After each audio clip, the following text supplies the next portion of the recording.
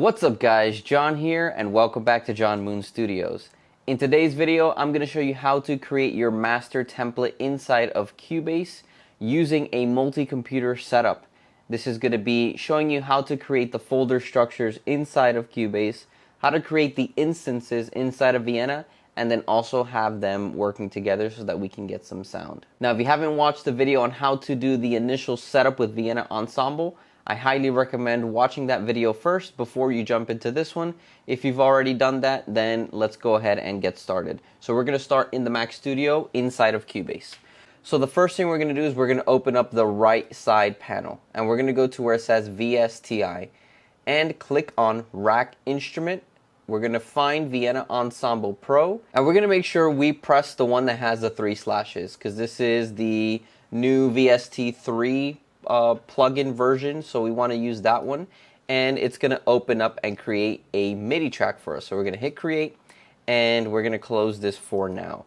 Now we're going to rename this MIDI track, and we're going to call it Violin 1 Legato. We're going to duplicate this track 2 more times because I'm going to create 6 instances for you so that you kind of get an idea of the workflow on how to create these templates. The second track, we're going to name it Sustain, so we're going to put sus. And then the third track, we're going to call it Spiccato for short, which is how string players play their short notes by bouncing the bow. So this is the spiccato technique. And then the next thing we're going to do is just going to choose the MIDI channel for each of these. We're going to put MIDI channel 1 for legato, MIDI channel 2 for sustain, and 3 for spiccato. Now we're going to shift click all of these 3 MIDI tracks. We're going to hit move selected tracks to a new folder. We're going to call this Violin 1. And then on the left side, we're going to hold Option and click to open up the color palette. And if you don't know how to make the color palette show the names and already have a color attached to the names, you can go on my YouTube channel and find the video on color schemes. I have a video talking about how to switch the color palette, or choose rather, and then also make it so that names pop up for the colors instead of the actual color names. So go ahead and check that video. It's in there. So we're going to go ahead and click Option and then Strings folder, and then these are string instruments. So I already have that color palette chosen. We're going to go ahead and highlight all of these. String instrument. Perfect. Now notice how on the bottom it still says Vienna Ensemble Pro, and we don't know what this belongs to. We're going to change the names now because there's a very specific place you got to change them in. So the first thing we're going to do is we're going to go to the actual folder structure and click on it, and then on the left side we're going to call this strings. Then for this name to change, we actually need to go to the right side on the rack instruments, double click here, and call this strings. Now you won't see the change immediately. You got to close the folder and open it up again, and there is the name strings. So now I'm going to do the same thing and color code this, and we're going to call this the string folder. And then the inputs in here, we're just going to call them the string instruments. Whoops. You got to make sure that we highlight first and then click. And of course, the last thing we need to color code is, if you want, you can just color code the input output. I already have an IO color chosen, so I'm going to put it in red. And of course, you got to make sure you are shift or option clicking on the channel. Make sure it's highlighted first. IO, and then VST instrument, we're going to call it an IO2. So now we've created our folder structure for the violins.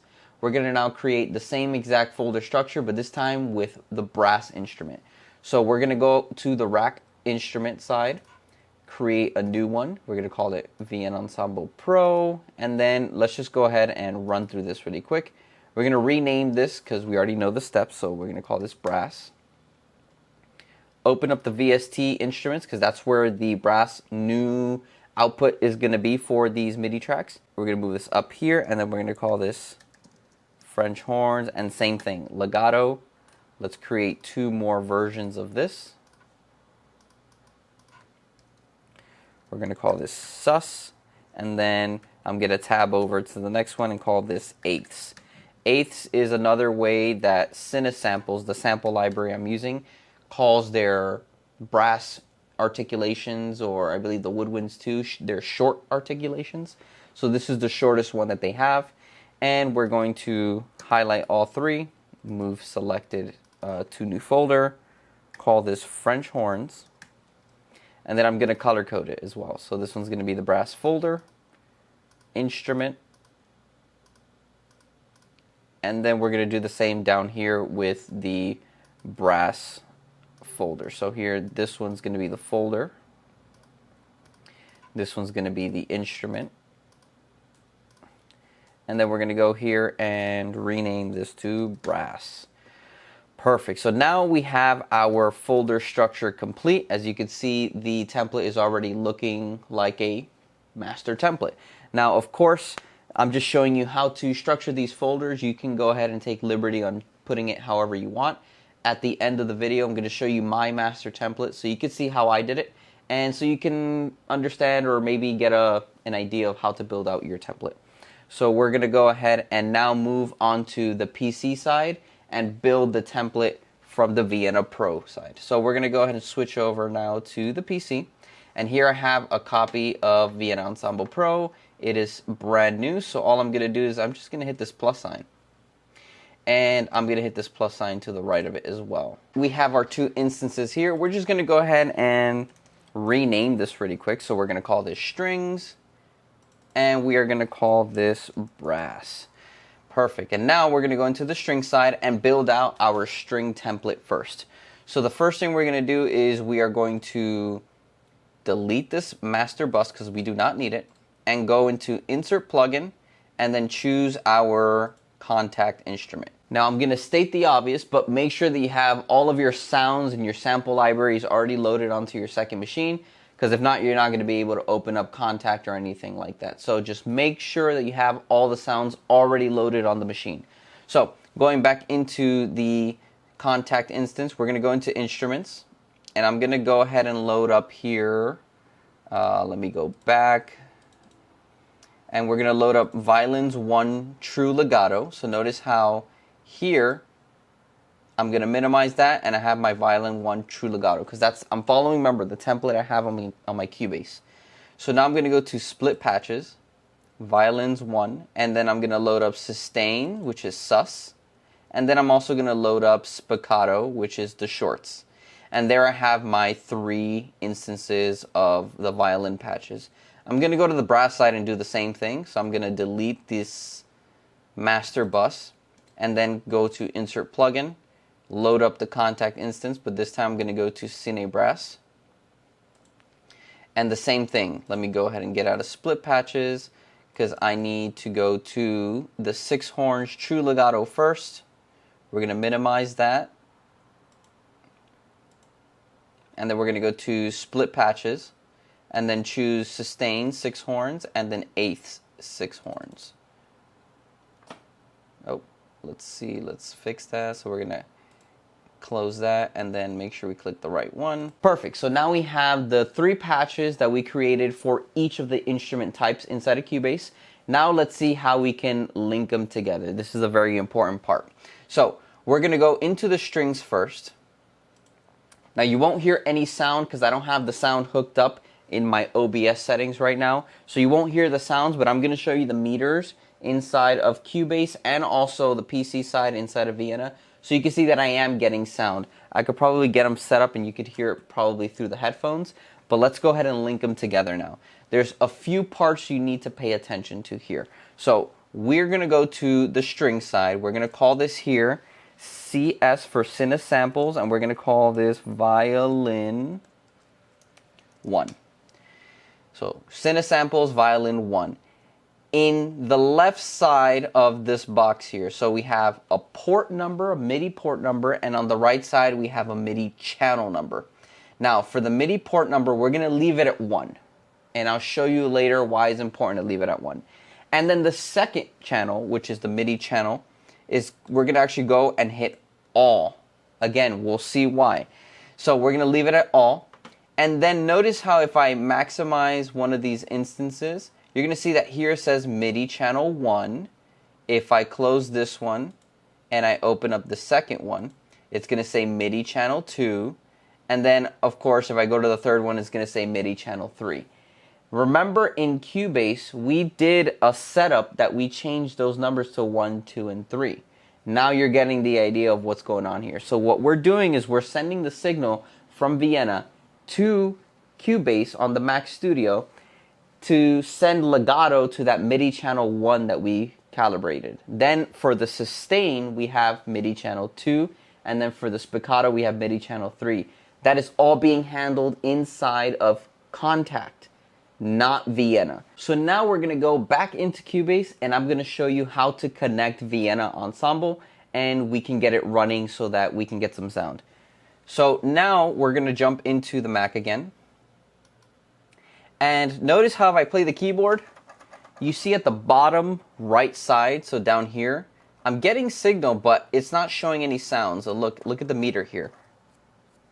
I'm not getting any sound when I play. Now, here's what we need to do. We're going to go back to VSTI and we're going to go to the E here, Edit Instrument. And notice how it still says we're not connected. We're going to go ahead and hit connect and see what shows up. So now, since we have both computers talking to each other, Vienna is telling Cubase, hey, I have 2 instances that aren't being used right now. Is one of these channels the one you want to use for this particular instance? So since I'm on the string patch, I'm going to go to the strings, say yes, I want to connect to strings. Now watch what happens when I play legato. And I'm going to go ahead and put the headphones a little close to the mic so you can hear it. Right, I hope you heard that, even if it is just a little bit. But if we look at the meter now, we are getting some sound. Now let me switch over to the PC so we can see that the true legato is working. There it is. Now we're going to go ahead and jump into the sus, which is the sustain, and see if the sustain is working on the PC. And look at that, it's working. And you can also see from the little screen up here, you could probably see the beater. It's working as well on Cubase. And now I'm going to go to spiccato. And you can see that spiccato has sound. Now let's go ahead and check to see if the brass section is working. So we're going to jump into French horns. And remember, we never connected the instance. So we got to go to Edit Instrument, Connect. And it's going to say, hey, we have an instance that's not being used. Is brass the one you want to use? And I just realized my screen was not sharing that. So let me go ahead and do that again. I'm going to close this and go to Edit Instrument and then Brass. Connect. And now the brass is shown as being connected. Now I'm going to go ahead and play. And I'm going to go ahead and put the headphone closer. There you see we have some sound. Let's jump into the PC and see if we have some sound coming out here. So as we can see, if we jump into the brass folder, you're going to see that the true legato is working. And it seems to be stuck. Let me go ahead and just reset it really quick. I'm just going to hit the mute channel here. So now we're going to check to see if we have the channel loaded here and working. Oh, we have a little glitch here with the ensemble. Sometimes this does happen, but here we have the 6 horns legato. And as you can see, we have some sound coming out, and we see some meters moving here. So I'm just going to go ahead and move to the next one. And here we have the suspended, or sustain rather. Let me just leave it muted here, because there's a little glitch happening. But no worries, this doesn't usually happen on a daily basis. Just maybe since I'm using OBS and all that stuff, it's kind of glitching out a little bit. But here we have the sustains. And notice how there's no sound. So let's see why. Let's go back into Cubase really quick. Notice how here in Cubase, I have the MIDI channel set to 1111, meaning that regardless of the name of it, it's still trying to trigger 1. And I had it muted because the true legato was kind of having a little glitch. I got to change this to 2. So this is good that this happened, because now if you run into this issue, you know, hey, I need to switch these MIDI channels. So now I have channel 1, 2, and 3. Let's jump back into the PC. Go to Sustains. And let's see if we get some sound. So again, another little thing to catch. I did not change the MIDI channel on the Vienna ensemble part to all. So notice how I told you this one has to stay as 1, this one has to stay as all. Why? Because if we don't switch this to all, then the MIDI channel is not going to recognize that I want to play 1, 2, 3, 4, 5, 6 all the way up to 16, because that's how many MIDI channels you can have in one instance. So 16 different sounds, and now if I go ahead and play the suspended, or sustain rather, there is the sound that we were looking for. And now if I move to French horn eighths, we have our French horn eighths. So it's good that these little mistakes happened on this video, because you could start to see where you can troubleshoot some of your errors in case you missed a step here and there. So I'm going to be leaving all of these little mistakes so that you can also see how I troubleshoot them, and so that you can see that nothing is really going wrong. You just probably forgot to switch a setting. So now let's talk about multiple sections inside of an instance in Vienna. So notice how here in the contact I have French horns, right? But let's say for your sessions, you want to make sure that you have separated the French horns and the trumpets, and you want them to have their own outputs. Let's go into Cubase really quick and set that up. So I'm going to go and flip over to the Mac Studio, and notice how here we have out 1, 2 and out 1, 2 for strings. If I play the French horn,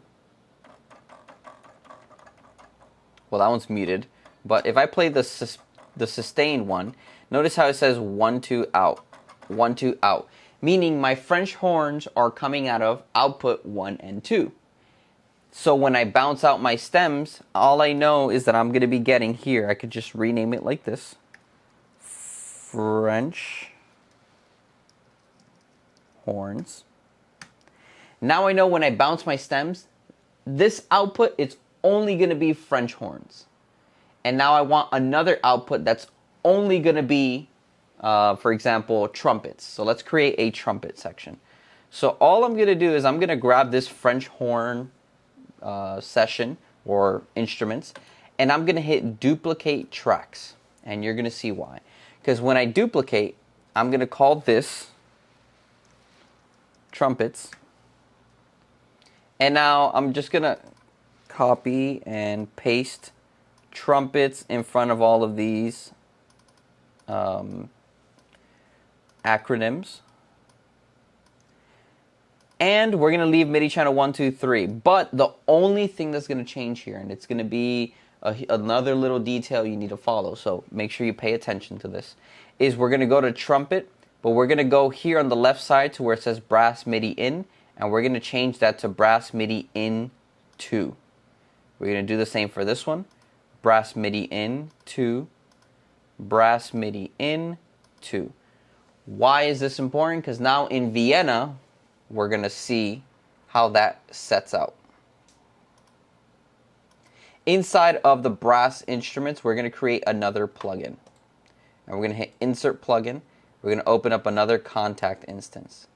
But this time, instead of leaving 1 and all, we're going to change this to 2 and all.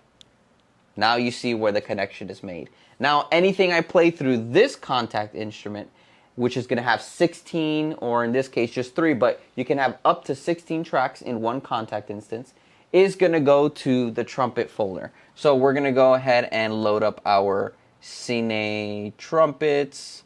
So same thing, we're going to look for the trumpet legatos. So trumpet ensemble true legato. We're going to minimize it. The reason why we minimize first is because then all the instances after that are going to be minimized. And then we're going to do trumpet sustain ensemble and then eighths. So that's it. We are done with the settings, right? No, we have one more thing to follow. In the output section, notice how it says 1 and 2, 1 and 2. We created a output section for the French horns inside of the Cubase template. But if we don't change the output inside of Vienna, then it's going to come out in the same exact stem, and we do not want that. Because if we bounce out just the French horns, you don't want to hear trumpets in there. So we're going to change this output to output 3 and 4. Now, when we go into Cubase, I'm going to show you how to activate that output. We're going to jump back into the Mac Studio. And we're going to go ahead and see that, well, hey, there's no output 3 and 4. We're going to show you how to activate it now. Go to the right panel, go to VSTI. You're going to click this little down arrow, and you're going to go to Activate Outputs. Here, we're going to activate output 3 and 4. There it is. We're going to call this trumpets. We're going to give it our little color that we like, brass instrument.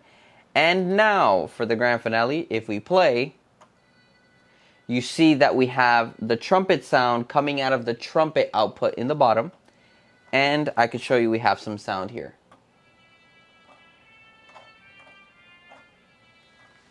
If we move to the sustains, same thing. And then if we move to the eighths, same thing. Let's show Vienna so we can see that it's actually working and this is not just I'm making this up. So we're going to go back into the trumpet legatos. There is trumpet legato working. Switch over to sustains. It's working, and switch over to eighths. So that's how we build out the master template. And of course, this is just an example of showing you how to build out a template. What we're going to do now is we're going to go into my master template that I have built out for my work. And we're going to dissect all the little parts of it so that you can see how I ended up building such a large template. So as promised, we're going to go ahead and take a look at my template to see how I have it built out, and maybe this can help you figure out how to build out yours. So the first thing we're going to look at is my woodwinds template. So if I open this up, it's going to be a very large woodwind template, but it has all of the articulation set up how I showed you in the previous example. And then also I have it labeled by their sample library name and what instrument they're playing. So what I did was I nested all of my sections in their broad instrument type name. So woodwinds is going to have all of the woodwinds sample libraries that I want to put in my template. In this case, it is all cinesamples. So I have cinesample piccolo, and then inside the piccolo I have legato, eighths, quarter, halves, half step trill, and whole step trill. I went ahead and looked through the folders in my contact instance and saw all the articulations they have, and just chose the ones that I felt that I would be using in my compositions. We move over to the flute, same thing, oboe 1, oboe 2, clarinet, bassoon, and then full wind sections, so ensemble sections. If we close this and look at our brass, we have the same exact thing. So cinesamples, notice how I use these three as an example. But if we look at the left side, look, MIDI 1, this one's 1, 2, and 3. And if I keep going, I can see 4, 5, 6, 7, 8, 9, 10, 11, 12, 13, 14, 15, 16.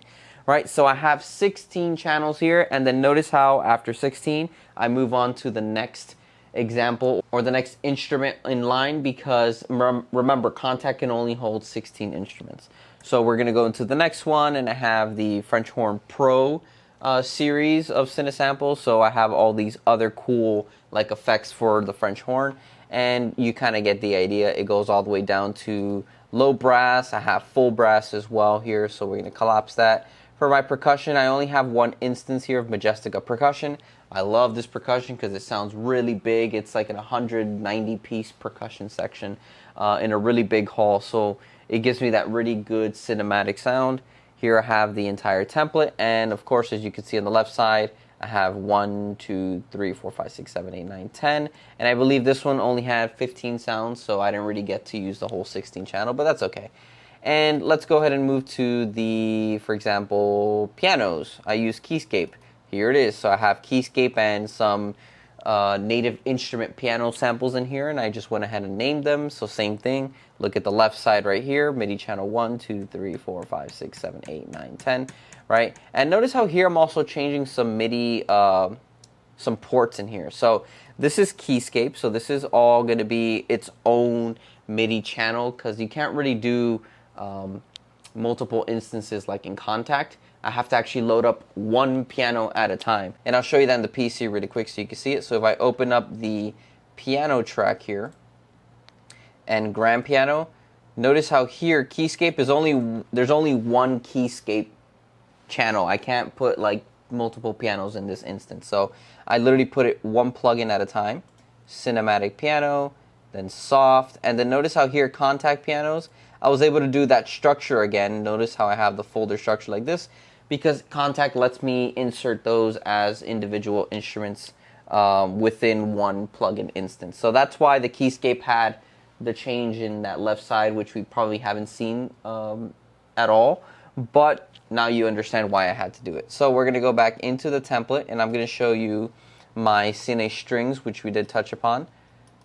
Here I have my template, the legato, suspended or sustain, and spiccato. And notice how when I move from, let's say, the violins, so I have 1, 2, 3, 4, 5, 6, 7, 9, 10, I have all the way up to 13. If I go to violin 2, notice how here it says MIDI in 1.